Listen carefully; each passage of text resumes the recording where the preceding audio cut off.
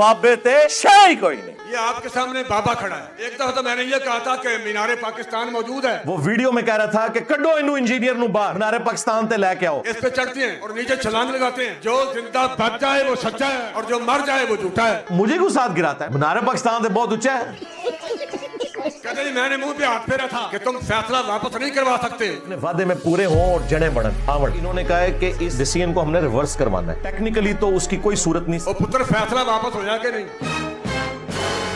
2 करोड़ की लकड़ियों को पेट्रोल डाल के आग लगा दी जाए अपने अकीदे को सच्चा साबित करने के लिए। उस आग में मैं भी दाखिल होता हूँ और तुम भी आ जाओ। तू छाल मार, मनु को भी छुटना है। ठोक के तेरे ते। ये खुदकुशी है। ये खुदकुशी है। इन्नमल अमालु बिन्नियात। खुदकुशी तो है प्लम्बर के लिए जिसको पता है मैं आग में घुसा तो मर गया। अगर मेरी मूछ का एक बाल भी जल जाए हम झूठे और तू सच्चा। और अगर सर से लेके पांव तक चीज न जले तो फिर हम सच्चे हैं और तू झूठा है।